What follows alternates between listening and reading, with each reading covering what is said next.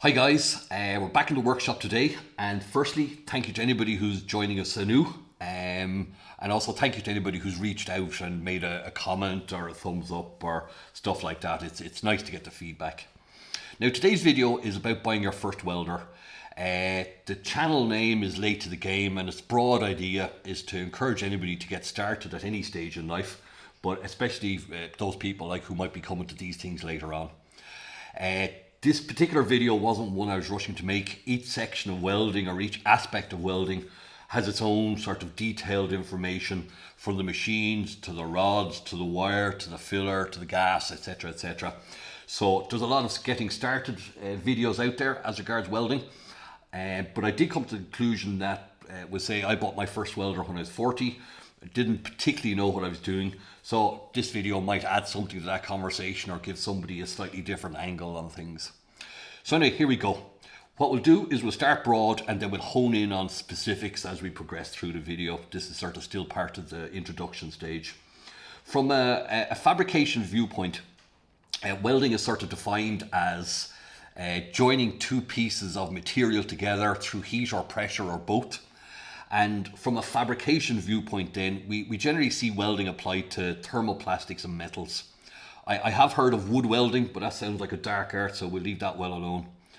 Now, some welding processes, and there's many of them, include plasma arc, electron beam, fusion welding, but the thing to remember is that they all involve melting materials to join them.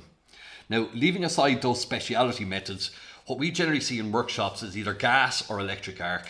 Now, gas is not as common as it was, probably due to the increased portability of the electric machines, and it also involves tanks of oxygen, acetylene, propane, and these aren't a walk in the park as regards transport, storage, and obviously then there's safety issues involved, including gas leaks, etc. So what we're looking at basically is electric arc. This is the major player in any workshop. And on a broad level, all electric arc processes provide three components necessary to make a weld. What we have is a machine to create an arc, which is the heat source to melt the material, the parent material. We have filler material to close up the gap along that melted parent material. And then what we have is some type of shielding. And the object of the shielding is to protect the molten metal or the molten seam from contaminants in the atmosphere. Now, I'll keep reiterating those three components because we say they're common to all electric arc welding processes. And what we'll look at then is we'll look at sort of three broad areas of electric arc welding. There's stick welding, and I'll stick up a chart here just to illustrate these in slightly more detail in case I get some of the abbreviations wrong. So anyway, there's stick welding, which is also called MMA or SMAW. The MMA stands for manual metal arc, and the SMAW is shielded metal arc welding. The second category, I'm going to call it wirefeed. Now, that used to be generally regarded as called MIG, which is metal inert gas, or gas shielded arc welding, GSAW. But that has progressed or developed into a number of different wirefeed processes. The third aspect or third type of welding then is what we'll call TIG welding, which is GTAW, which is gas tungsten arc welding. Now, before we move on from those three processes, they being stick welding, wirefeed welding, and TIG welding, I will say that I've noticed there that a lot of manufacturers provide machines which are multi-process machines. So you can find a machine which does stick, MIG, TIG, and then various combinations in those particular ones. Now, the first welding process we're going to look at is stick welding. This is a very basic stick welder. Stick welders are probably the cheapest methodology of getting into welding. They require a bit of skill though as regards feeding the rod into the weld pool. Now, as I said, this is a stick welder. It's a DC inverter arc welder. What you'll find is the vast majority of the stick welding machines are now called DC inverters. It is possible to get AC inverters, but you'll need a different type of rod to run on an AC machine. So generally speaking, what you're looking at is DC inverter now. The older machines then were big lumps of basically a transformer, whereas we'll say there's sort of fancy electronics going on now whereby they can provide the same power from a much more compact and light setup. Now the basics of stick welding are you plug the machine in, and there's a plug at the back of this. This happens to be a 240 volt machine. I know that in the States a lot of these smaller machines will run on 110. So you basically plug it in, you turn it on, and what you have is the ability then to make a circuit.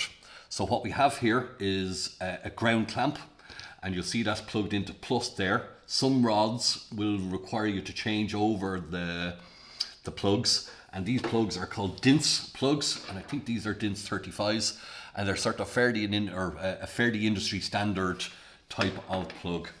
So put that back in there, and they just screw in there. Now, from a ground clamp point of view, I have a magnet version here, which I just find handy. The more traditional type are a crocodile clip like this, and you'll see these sometimes with a bit of copper wire here, just to create a good ground. And a good ground is very important because, again, what you're doing is trying to create a circuit, and the gap in that circuit is between the head of the torch or the head of the rod and the material. Now, on the other side of the machine then, this is the electrode holder, and there's two types of these. This one is a screw type, so the rod pokes in there and it tightens up with the handle, and that gives you then the rod held, and the three components of a weld are provided in this setup here. You're creating a circuit with the ground clamp and the very tip of the rod here.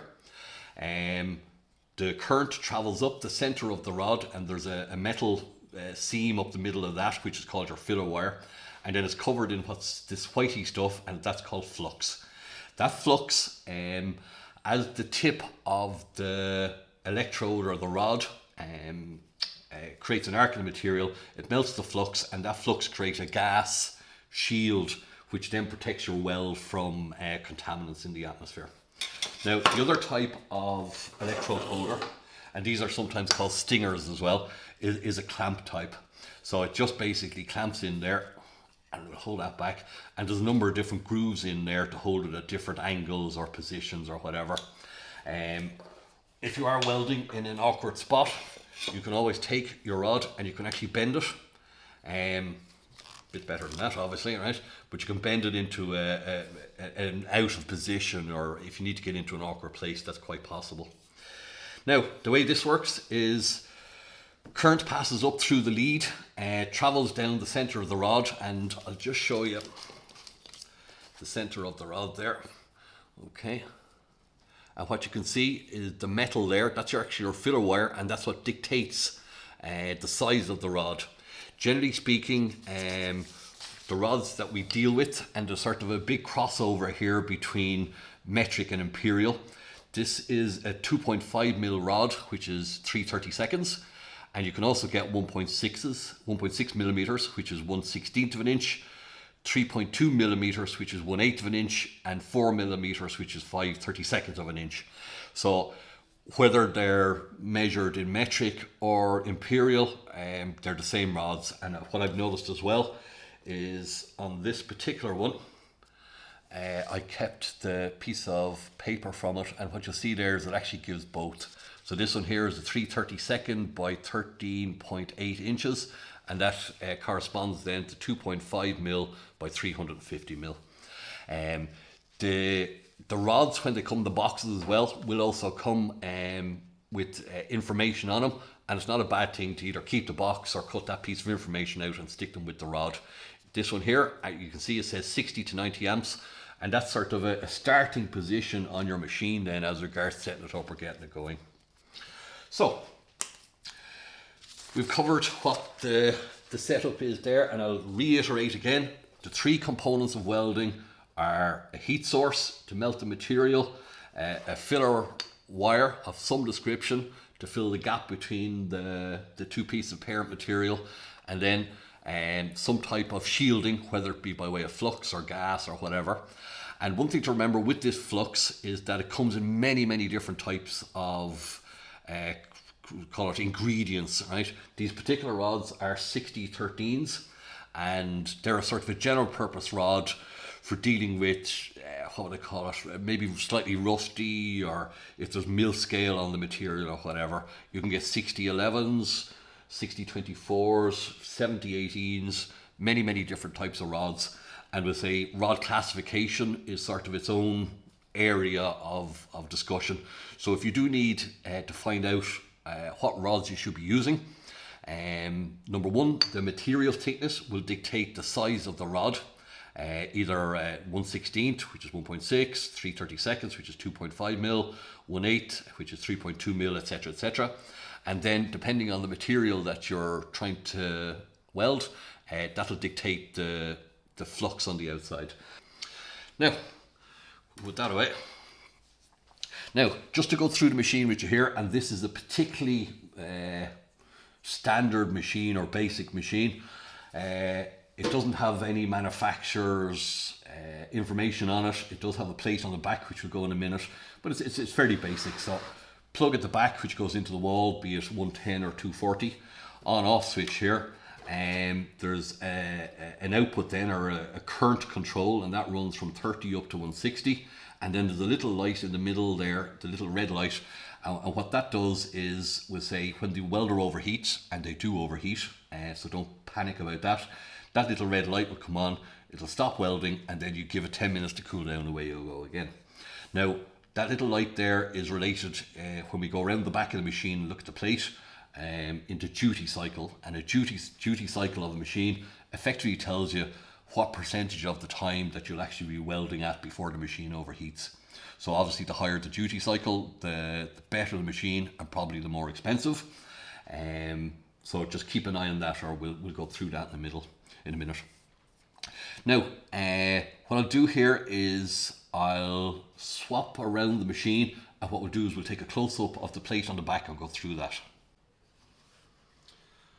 Now, here we are at the back of the machine. As I said, this doesn't actually have any manufacturer's information on it, but that's neither here nor there. But what it does have is an information plate here, and most machines will have this.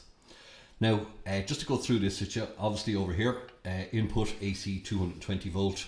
We have a 240 volt supply here in Ireland. But again, whether it's 110 or 220 doesn't really matter too much. But what will give us information though is, if we look down here, there's a little U0V there, and that says 56 volts. And what that is open circuit voltage is called. And when I was doing a bit of research into welding machines and what a good open circuit voltage is, anything below 40 would be regarded as bad. 40 to 45 would be okay. 45 to 50 would be good. And then anything over 50 then would be considered sort of getting better. And where that will come into play is some particular types of rods, maybe a low hydrogen rod, which are 7018s, are very difficult to burn at a very low open circuit voltage, or very difficult to start. Now, further on this list here, we'll see two figures there, 60% and 100%. And what we have there is we'll have 160 amp, and then I think it's 124 amps here. So if we weld flat out at 160 amps to the peak of the machine, what it'll do is it'll give us uptime of about 60%. So that in any 10-minute period, you'll be welding for 6, and then the machine will heat and will need to cool down. And theoretically then, if we weld at a maximum of 124 amps, we should be able to weld all the time at 100%. So that 60% and the 100% there are what are called your duty cycle. And just keep an eye on those, that they're not too low. If you found there now that, we'll say, for a 2.5 mil rod, which is 3/32, and you're running that at 90 amps, and we'll say if your 90 amp load here was only giving you 25% uptime, that would be a problem. But the 60% here the 100% here at 124 is sort of a good classification of machine. So anyway, this plate, well worth looking at before you buy a machine. Make sure that it matches your line voltage in the wall. The 160 there is the maximum current that you can get out of the machine. And generally speaking, from a burning rods point of view, 160 amp will cover 1/16 up to 1/8 rods, no problem. Some of the better machines will run a 4mm rod, which is 5/30 seconds, but not all. So if you are looking at welding heavier or thicker material and you need to run 4mm or 5/30 second rods, it might be worthwhile going up to a 180 amp welder. So that covers the machine output, which in this particular instance is 160 amps, duty cycle, which is the 60% and the 100% there, and then open circuit voltage. So that basically just tells us what we're looking at when we're looking at buying a stick welder.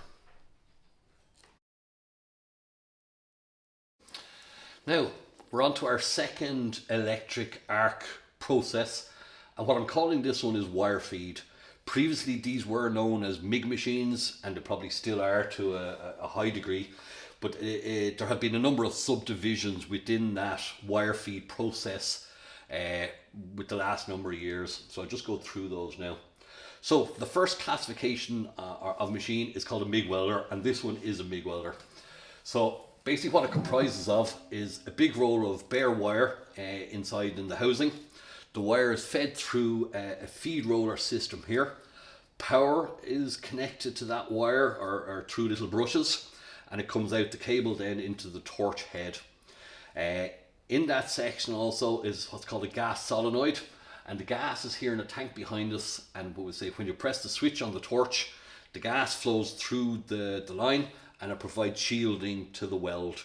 So there are three components of a weld. What we have is heat from the power going through the filler wire, which is this reel here.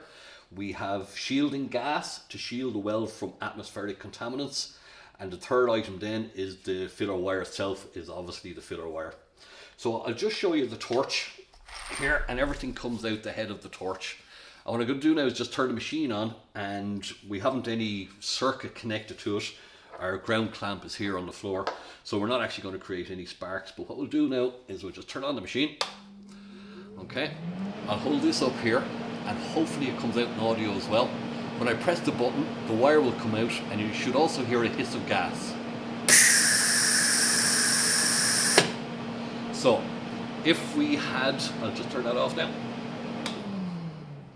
If we had our ground clamp connected to a piece of work and the wire hit the piece of work, then we would get an arc, and that would create heat, melt the metal, and then the filler wire would melt inside in that pool and fill up the gap whilst being shielded with the argon shielding gas. Now, just on the subject of gas, generally speaking, from a MIG process, what you're looking at there is sort of an argon majority mix with carbon dioxide in it as well, and sometimes a very small amount of oxygen. So in this particular instance, it says on the tank here argon, carbon dioxide and oxygen, but it doesn't actually give us the percentages. Generally speaking, what we're looking at there, 75% argon, somewhere thereabouts, maybe 20-22% carbon dioxide, and 1 or 2% then of oxygen. And I think the purpose of the oxygen there is to just try and maintain a consistent arc there all the time. You will find other call it trace components in welding gas, and what they are is to maintain arc stability. So this is a MIG machine, and I'll just go through the front of the machine in a minute, but the second subdivision of wire feed then is called flux core. And what flux core is the filler wire that comes on the roll. The very center of it has flux in it, similar enough to a stick welding rod. And as the filler wire melts in the molten weld pool, that flux also melts, and that provides shielding. And what that does is it does away with the necessity of having a tank of gas, and we'll say you can rent these or buy these. This is a rented one, so I just pay for a refill whenever I need it. And we'll say one of the big advantages of the flux core or the flux cored wire feed process is that you can weld outside with it. Whereas with the gas shielded, you need to be inside in a workshop, otherwise wind or just any breeze at all will blow the gas away from your weld, and what you'll have then is a really sooty weld, probably with cracks in it and porosity, etc., etc. Now the third subdivision of wire feed then is a combination of the straightforward MIG, which is this setup here, gas shielded filler wire, and the flux core, whereby you have both a flux in the core of the wire, and it's also gas shielded as well. Right, this is a very basic machine. It's a Murex machine. I don't think they're made anymore. They were taken over by ESAB or somebody like that. Very basic machine. What it has, on-off switch here. There's a stepped voltage selector here. And when you are MIG welding or Wirefeed welding, there's sort of 3 types of MIG welding you can do. The first one is called short circuit, whereby when the wire comes out, it touches off the parent material and a little section of wire melts off, and you'll hear a sort of a, they say it's like frying bacon, a sort of a sizzling sound. That sizzling sound is little bits of wire melting off. On the upper end then, and that's sort of quite what I call it, a low voltage operation. If you up the voltage up to the top or well up, what you'll get is spray arc, whereby a little piece of the wire will detach before it hits the metal, and it actually sprays into it. That can only be done in a down position. Obviously it's not going to spray up. And then in between the two, there's what's called a globular transfer, which is sort of a crossover between the lower voltage and the higher voltage settings, and it's sort of a best of both, well, not a best of both worlds, but combination of both of those processes, whereby a glob will form on the end of the wire, and when that glob hits the weld pool, then it shorts off. Now, before we move on, I'll just cover off the controls on the front of the machine. As I said, this is a particularly basic machine. Has an on-off switch here, a voltage selector here, wire feed here, and this particular one has a spot timer. And what the spot timer does then is you set this to anywhere from 1 to 10 seconds. You pull the trigger and it'll stop automatically off, which is very useful for welding very light material, where you'll just put a series of spots and keep doing that again and again and again until you actually build up a weld without putting in too much heat into the material. Down here as well, similar enough to the stick machine, what we have is an over temperature indicator. When that comes on, the machine cuts off and you have to let it cool down then for 10 minutes. And I would say if you're buying a machine, try and get it with an LED readout so you know what voltage you're actually at. There's a little bit of guesswork here, you know, it goes from 1 to 12 and it's a 250 amp machine or thereabouts. So there's, as I said, a bit of guesswork involved there. This machine was originally set up to take a display, but obviously it wasn't included in it day one. I did price one and it was something like €280. So I said, yeah, we'll get over that. Next button up then is wire feed and wire feed speed, sorry. And what this button does, it just controls how quickly the wire comes through the torch. There's a sort of a balancing act between your wire feed speed and your voltage to create a good weld. Inside the machine, there's a chart, and I should have shown you this when it was open. Now, inside the machine, inside the cover of the machine, and you'll find these with most machines, is a chart to tell you just a sort of a starting off settings, for the want of a better description. What you'll get here up the top is your welding steel with argon plus 18% CO2, which is fairly close to what we have here. The material thickness here in millimeters. What you should be getting as regards the size of the filler wire that you're using, and then it'll give you wire feed speed here, and that goes from 1 to 10, and then the voltage setting, which is 1 to 12, and these should start to bring you in reasonably near where you want to be. So we'll say it's a good place to start. So keep an eye out for inside your machine if you have one of these charts. Most manufacturers would include either in the handbook or the chart or in the machine itself a chart for this. Okay. One of the big advantages of wire feed is that it's pretty much a point and shoot type operation, and it's probably the easiest process to pick up. It's also one where you can go wrong quite quickly, because with the point and shoot operation you can lay down a lovely looking weld, but there might be no penetration into the parent metal and you might have a very weak weld, whereas you're less or way less inclined to do that with a stick welding machine. If the rod burns in a stick welding machine, it's probably creating enough heat to penetrate the metal to quite a high degree anyway. So if you are looking at a wire feed machine, and I suppose our object here is to stick two pieces of metal together rather than be looking at a sort of traditionally the best way of learning, I'd say that definitely a wire feed machine is a very quick process to pick up, and you can also get some very good results out of it. But I just would caveat that and make sure that you're getting penetration, especially if you're putting weight on a piece of equipment or whatever else. Now we're on to the third and last electric arc welding process. This is a TIG machine, and that stands for tungsten inert gas. And they're also called gas tungsten arc welding, which is GTAW. And effectively what they are is, again, a machine for providing the three components of a weld, which is heat through the use of an electric arc or electric current, filler wire, and shielding gas. So this machine is plumbed up to a tank of pure argon this time, and this is the torch here.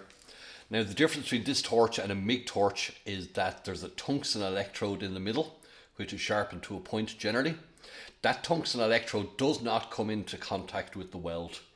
Actually, I'll say that tungsten electrode should not come into contact with the weld, because what happens then is it becomes contaminated and bits fall off and into the weld if you do. So this maintains a gap always. Now around there you can actually see through that sort of glass covering, it's Pyrex or whatever. There's little vent holes there which provide the gas which shields the weld. And then when it comes to filler wire, the filler wire is separate and it's held in your hand and dipped into the weld. Now as you can see, this machine has a bewildering range of possibilities as regards control of the arc, frequency of the current, voltage of the current, pre-flow of gas before you start welding, post-flow of gas after you finish welding, ramp up, ramp down, how to control the button on the torch, etc, etc. So this isn't probably a place that you're going to start with as regards your first welder, but it's just more of a demonstration or an illustration of the third electric arc process. Now where these machines come into their own is for very, very light material, and particularly useful for aluminium as well. This is an AC-DC machine, which means you can transfer it from alternating current through to DC current. Generally speaking, with aluminium you need AC, and what that does is it burns through the oxide on the outside of the aluminium and lets you weld the inside then.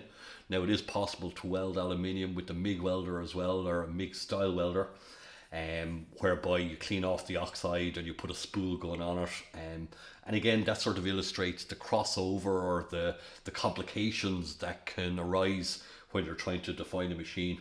But generally speaking, and I say generally in the most emphatic of terms, a stick welding machine is for rods, a MIG machine or the wire feed machines are for wire feed, and then the TIG machines are for aluminium and the more exotic metals. You can weld titanium, gold, copper, pretty much anything with a TIG welder.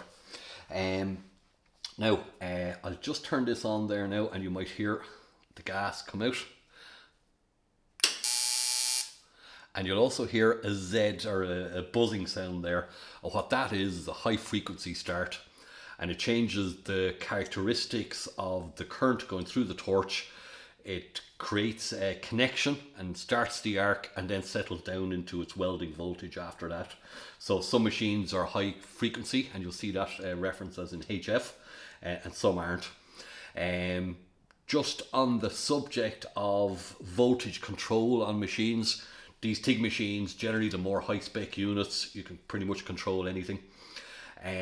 But some of the more basic arc machines, like a stick machine, there's things there like arc force, hot start, etc, etc.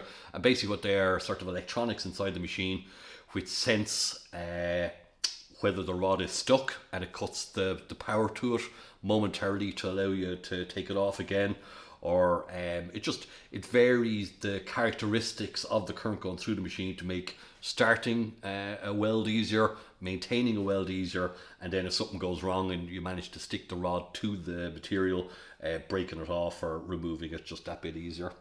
So that's a TIG machine anyway, just to effectively give you a demonstration, just an illustration of what a TIG machine is. And again, the three components are there. There's current coming through the tungsten electrode, not in contact with the material. There's gas shielding from the shroud around it, and then the filler material then is fed by hand into the weld pool, and it just dips as you go along, and it melts off then. Okay, so that's TIG machines. Now, we've gone through our three welding processes that we'll find there in the home workshop. First being stick or rod machines, the second being wire feed, which encompasses MIG, flux core and dual shield flux core, and the third then being TIG, which is the sort of the more complicated process or more versatile process. Now, if you are going to buy the machine, the cheapest way of getting into welding is obviously buying a sort of a very basic stick machine. You can buy quite a good one for a small money.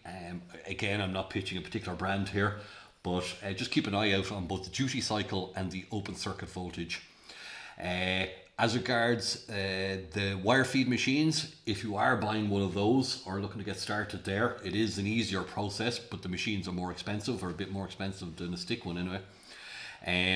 Definitely make sure that it has the capability of running both normal MIG wire and also flux core as well.